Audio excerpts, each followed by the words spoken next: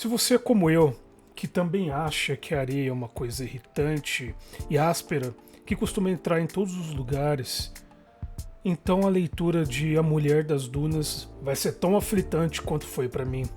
Mas eu tenho que admitir que Koboab teve uma bela maestria ao situar a história dele nesse ambiente. Essa obra, que é metade parábola existencial e metade romance psicológico. E a premissa da história aqui é bem simples.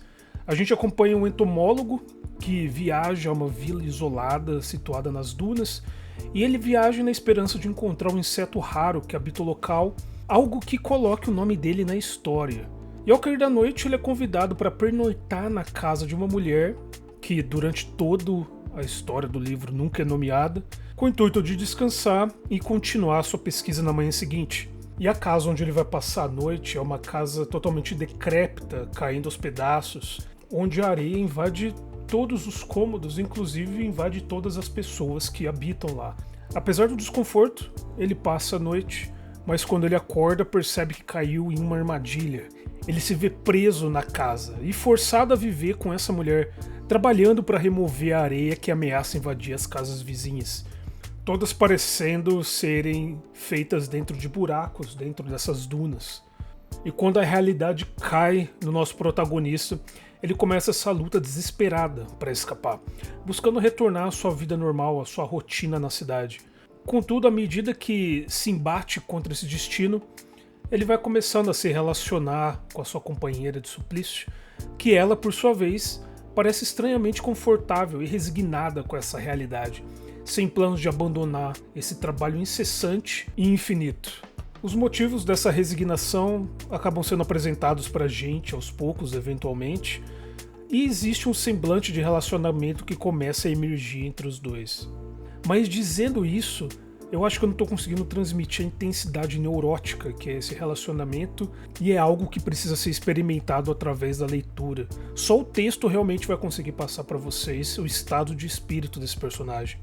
E existe um terceiro personagem aqui na história, que é a própria areia que cobre eles, que entra por cada fresta da casa, invade os olhos, as gengivas, gruda na pele, nas roupas. A duna ela está em constante movimento, tornando o ambiente claustrofóbico e desconfortável não apenas para os personagens, mas também para o leitor. Porque o Koboab aqui ele não se poupa em descrever o quão real é o efeito da areia em cada um dos atos que esses moradores realizam durante a sua rotina. E são descrições muito hábeis, muito precisas, são táteis. A gente consegue sentir a aspereza da areia roçando nas articulações dos personagens a cada movimento.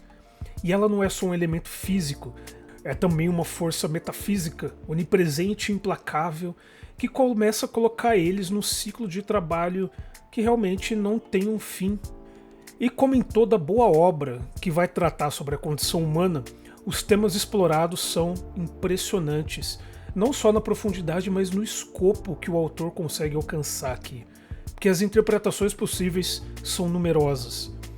A gente consegue enxergar esse tema da luta do protagonista como uma metáfora da futilidade, o eterno ciclo de trabalho, sobrevivência e morte, ou uma crítica ao conformismo social, estruturas opressivas que aprisionam o indivíduo. E por outro lado, também há esse tema da aceitação do absurdo, no estilo que o Camus se sentiria muito alegre de ver retratado aqui, em que o protagonista encontra algum significado mesmo nesse seu tormento. Eu vou evitar maiores spoilers sempre que possível, mas é difícil comentar A Mulher das Dunas sem mencionar alguns desses pontos chaves que eu acabei de falar, que não dão a impressão de ser spoiler, mas tentar falar para o leitor quais são os temas que ele deveria enxergar, eu acho que não é uma abordagem muito legal. Afinal de contas, o texto precisa falar por si mesmo. E é um texto que desde a sua introdução já revela qual que é o desfecho dessa trama.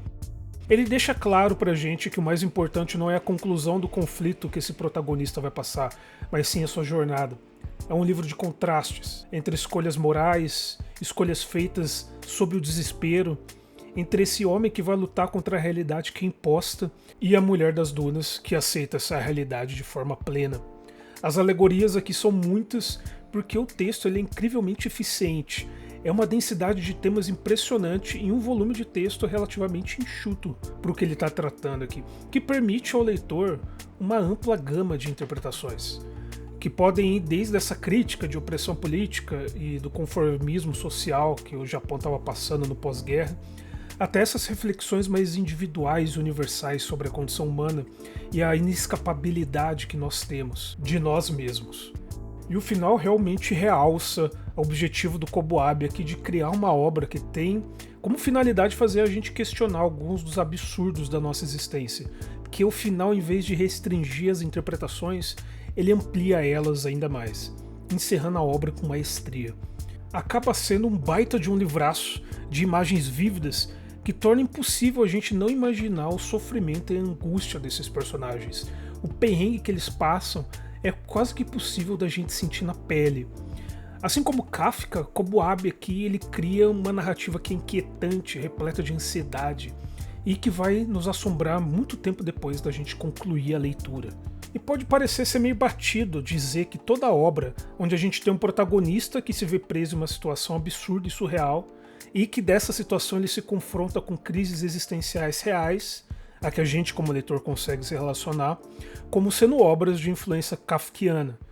Mas é o preço que se paga por ter sido tão foda igual Kafka foi, afinal de contas, não é à toa que o nome dele virou um adjetivo. Mas também não significa que obras que usam desse artifício não possam ter uma voz original e uma personalidade única, porque é exatamente isso que a gente vê aqui nesse livro. E é impressionante como as aventuras desse entomólogo, que de início é retratada com extrema clareza, razão, usa termos científicos, até nos dá as medidas médias para os tamanhos dos grãos de areia, e toda essa precisão racional aumenta ainda mais o contraste que a gente tem com a situação absurda daquilo que está acontecendo. É uma intriga extremamente curiosa que a gente acaba acompanhando aqui no meio dessas dunas, e a minha nota para esse livro é uma armadilha para capturar corvos.